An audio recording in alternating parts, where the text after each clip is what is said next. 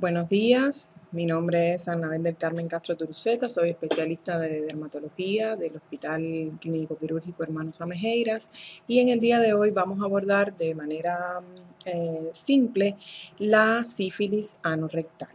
La sífilis es conocida en nuestro medio, en nuestro gremio dermatológico, como la gran simuladora.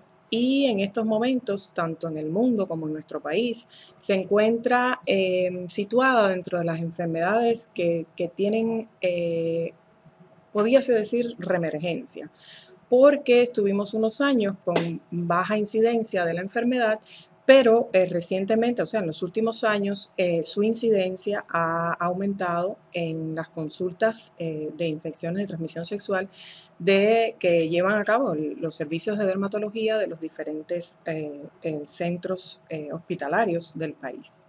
La OMS considera que cada año existen 12 millones de casos nuevos de sífilis en todo el mundo y de estos 3 millones aproximadamente pertenecen a América Latina y el Caribe, y Cuba, bueno, entra dentro de los países que recientemente han tenido números elevados en cuanto al diagnóstico de la enfermedad. Entonces, brevemente vamos a abordar qué es la sífilis y sus etapas para llegar a la comprensión de la sífilis anorrectal. La sífilis es una enfermedad crónica, sistémica, infectocontagiosa, congénita o adquirida, puede ser congénita también, y sus efectos suelen ser bastante intensos y graves, que es producida por una espiroqueta llamada Treponema pallidum. La transmisión se produce a través del contacto sexual, puede ser también a través de la vía transplacentaria, o sea, materno-fetal, y a través del contacto directo de lesiones infectantes y de membranas mucosas o piel no intacta del susceptible. Existen varios factores de riesgo.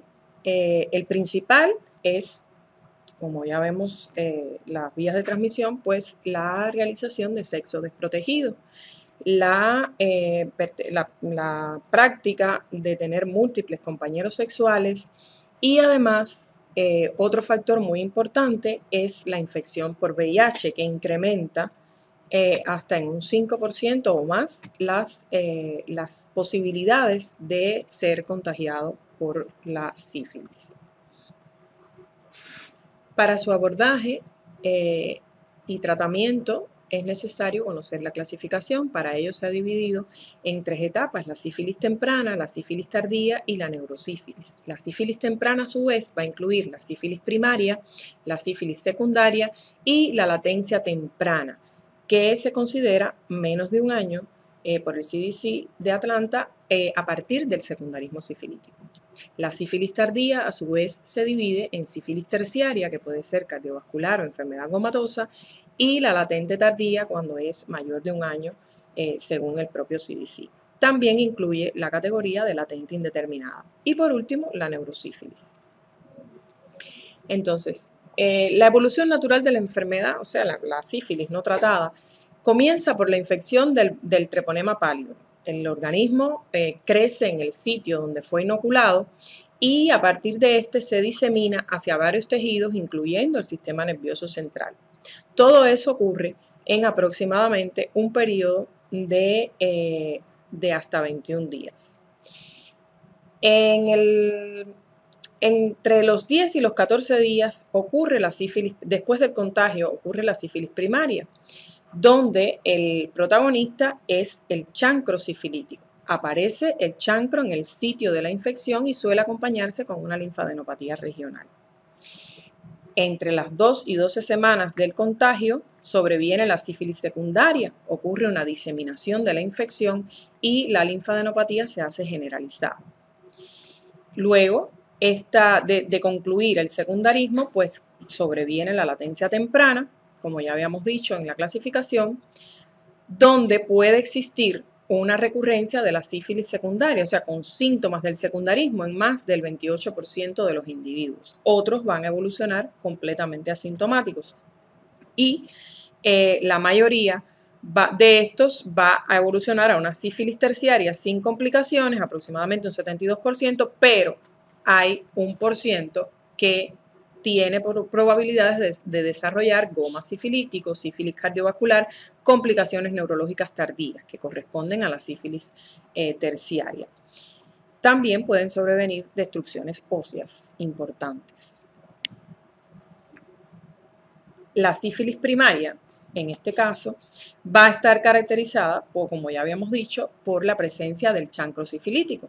El chancro sifilítico es una lesión generalmente única, aunque puede ser múltiple, que aparece en el sitio donde ocurrió el contacto, el contacto infectante.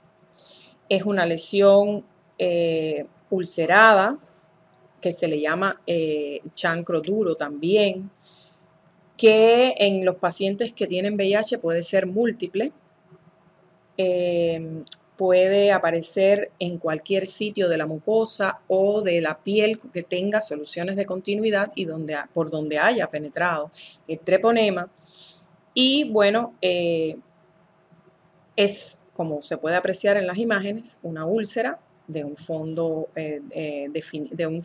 más bien sucio en ocasiones, brillante, se ve como de aspecto liso, indurado sus bordes y generalmente cursa de manera asintomática, o sea, no se acompaña de síntomas subjetivos como dolor, prurito, etc.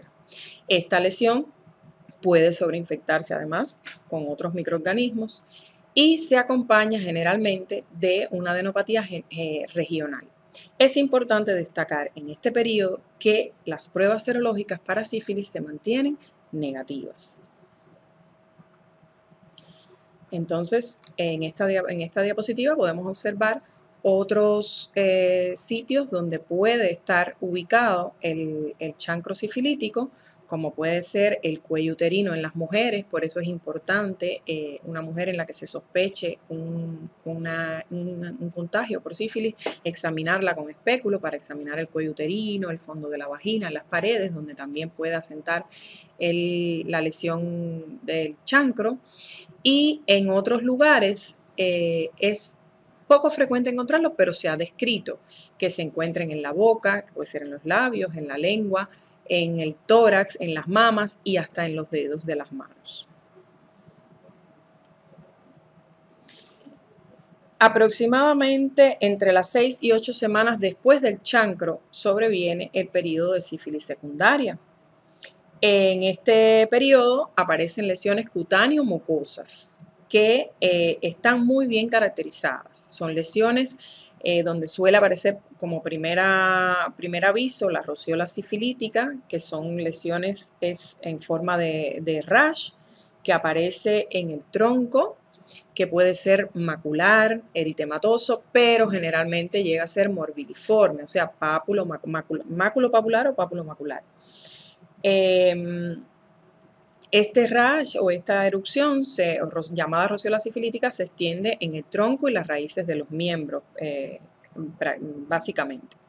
También aparecen las sifílides o las pápulas que aparecen en palmas y plantas, sobre todo, son pápulas rosado-carmelitosas, lisas, que luego se vuelven escamosas y que tienen un crecimiento excéntrico curando con una cicatriz central. Estas pápulas suelen estar rodeadas, ya cuando sobreviene el periodo escamativo, por un collarete que se denomina collarete de Biet. También la alopecia parcheada o alopecia en parches, que da aspecto de un mal corte de barbero, aparece en esta etapa de la enfermedad. Puede haber también alopecia de la cola de las cejas. Y las lesiones mucosas son muy características. Estas pueden ser erosivas, opalinas o hiperqueratóxicas, o hipertróficas, perdón, y se comportan, como podemos apreciar en las imágenes fotográficas, las erosivas como placas erosionadas en la región de la mucosa oral, también pueden estar en la mucosa genital. Las lesiones opalinas son similares, pero de color blanquecino, color ópalo. Y las lesiones hipertróficas o condilomas latum o planos, que, como podemos apreciar, son lesiones sobrelevadas en placa que también afectan la mucosa oral y genital. Aquí podemos ver en la imagen de la derecha la afectación perianal, en este caso en un paciente de edad pediátrica, porque se trata de una sífilis congénita. La sífilis secundaria, además, está caracterizada por manifestaciones sistémicas que van desde la presencia de micropoliadenopatías generalizadas, cefalea, faringitis, artralgias, dolores óseos. Puede haber hepatoesplenomegalia, síndrome meningio, febrícola o hipertermia en algunos casos, y otras alteraciones como los signos oftálmicos de indicadores de uveitis que son tan importantes de diagnosticar. Es importante conocer que en esta etapa de la enfermedad los títulos de las pruebas serológicas suelen ser altos en dependencia de la carga y de la respuesta inmune del individuo. La sífilis latente es un periodo donde no van a existir ni síntomas ni signos clínicos de la enfermedad. Y la única evidencia que tenemos para diagnóstico es la reactividad de una prueba serológica. En cuanto a la sífilis temprana adquirida latente, para diagnosticarla, pues tenemos criterios. Debemos tener una serología reactiva con antecedentes clínicos evidentes o con antecedentes epidemiológicos, o bien una serología reactiva con antecedentes clínicos y epidemiológicos. En el caso de la sífilis tardía adquirida latente, debemos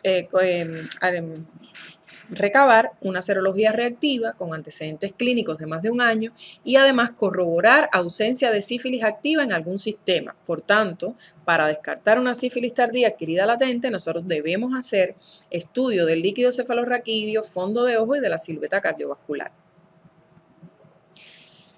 La sífilis terciaria, en esta etapa la infección no es transmisible, pero las lesiones del paciente son irreversibles.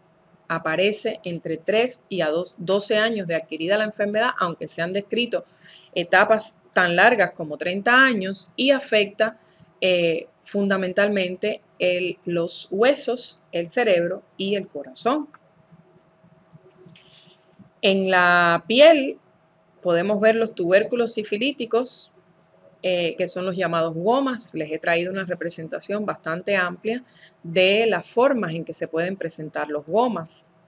Pueden ser como lesiones nodulares, tumorales, ulceradas, pero con unas características que nos hacen pensar en la enfermedad cuando vemos ese tipo de lesiones. Recordar que la sífilis es la gran simuladora y en la etapa terciaria esto nos puede pasar. Puede incluso que llegue a otra especialidad, no sea a dermatología, y que nosotros terminemos haciendo el diagnóstico de la enfermedad.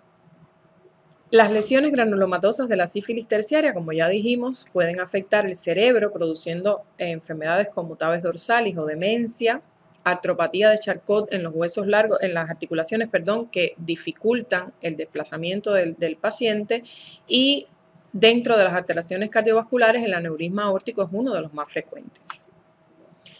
Ahora, ¿cómo diagnostico una sífilis? Bueno, para ello se ha establecido la definición de caso. Toda persona en la que se cumplan al menos 2 de los siguientes criterios se puede diagnosticar como caso positivo de sífilis, siempre y cuando uno de los cuales sea el criterio de laboratorio. Entonces así tendríamos el criterio de laboratorio, el criterio clínico y el criterio epidemiológico. El diagnóstico de laboratorio se realiza a través de la realización de campo oscuro en el chancro. O sea, el único diagnóstico que me avala la sífilis en la etapa de chancro es la observación a través de la microscopía de campo oscuro, que me va a permitir demostrar la presencia del treponema pallidum en la lesión. Recordar que en esta etapa de sífilis primaria, las pruebas serológicas son negativas, por tanto, la microscopía de campo oscuro del chancro es la única prueba confirmatoria de la enfermedad en esta etapa. Tenemos además las pruebas serológicas cuantitativas, que son reactivas a partir de más o menos 10 a 13 días, o sea, 2 semanas aproximadamente después de la desaparición del chancro, y que se mantiene positiva y en aumento en todo el periodo secundario, disminuyendo cerca del primer año de evolución de la enfermedad. Y por último, las pruebas treponémicas como la FT absorption, la microhemaglutinación y las técnicas de ELISA, que solo se piden cuando existe duda diagnóstica en cuanto a las pruebas serológicas cuantitativas. Dicho esto, el criterio clínico está expresado por la presencia o los antecedentes referidos de haber tenido síntomas y o signos de la enfermedad, y el criterio epidemiológico se basa en el contacto sexual con un caso índice conocido, con que el estudio de las parejas sexuales aporte un nuevo caso o que exista una conducta sexual de riesgo. Después de conocer de forma general, a grandes rasgos, lo que es la enfermedad, pues podemos referirnos a la sífilis anorrectal. Hay que decir sobre ella que es poco frecuente, realmente no existen muchos reportes de diagnóstico de sífilis anorrectal, y en este caso la enfermedad se va a localizar en el ano y en el recto a causa de relaciones sexuales anales desprotegidas o a contacto con objetos y ropas que estén infectados con el treponema. En este punto se han descrito se ha dividido el diagnóstico en sífilis anoperianal y sífilis del recto. La sífilis anoperianal, a su vez, incluye el chancro o la esclerosis inicial como periodo primario, el condiloma plano, que se presenta en el secundarismo sifilítico, y la presencia de gomas anoperianales en el periodo terciario. La sífilis del recto, a su vez, incluye el chancro en el periodo primario, la rectitis sifilítica en el periodo secundario y terciario y el goma en el periodo terciario. El chancro del ano suele comenzar en su margen de 2 a 6 semanas después de la inoculación. Comienza de manera erosiva, o sea, una pequeña erosión que se transforma en una úlcera simple de aspecto circular o elíptica si asienta en los bordes radiados del ano. Las características clínicas son similares al resto de las presentaciones, o sea, de las localizaciones del chancro duro o del chancro sifilítico, y de 3 a 5 semanas después de esa lesión primaria o acompañándola puede aparecer una adenopatía inguinal, que es importante determinarla porque a veces nos orienta hacia el diagnóstico. El diagnóstico en esta etapa solamente, como ya dijimos, se realiza por microscopía de campo oscuro, realizándose el hallazgo del treponema pálido. Y en este caso, para curar esta lesión, solamente resulta eficaz el tratamiento específico de la sífilis. En estas imágenes podemos ver lesiones de chancro sifilítico perianal muy diferente en ambos casos. Existen diferencias, incluso en la imagen de la derecha, pues puede simular hasta quizás una papila anal o algo similar que no nos orienta no es muy orientativo hacia el diagnóstico de chancro. En el caso del condiloma plano anoperianal o condilomas latum anoperianales, esto, como ya habíamos dicho, se conoce como sifilide papular, condiloma luético, verruga sifilítica. Generalmente estos condilomas se presentan o por dentro del ano, como podemos ver en la imagen, por dentro del ano, o de forma perianal. Son elevaciones verrucosas únicas, pero que pueden formar grupos. Son muy contagiosas, autoinoculables, a veces comienzan en forma de placas redondeadas o ovales en la superficie de la piel perianal, pero tienen tendencia a formar amplias masas fungosas que rodean completamente el ano. Habitualmente pueden ulcerarse superficialmente y cubrirse de una secreción grisácea fétida. Es importante cuando observamos estas lesiones o cuando las diagnosticamos que recabemos infección del paciente, porque generalmente va a haber un antecedente de una lesión sifilítica primaria y podemos encontrar debemos encontrar pruebas serológicas positivas dado que estamos en un caso de secundarismo sifilítico. El goma anoperianal sí ha sido excepcionalmente descrito, sobre todo en poblaciones de África, donde es común en hombres que tienen sexo con hombres, pero no existe un consenso respecto a las descripciones que se han realizado al respecto.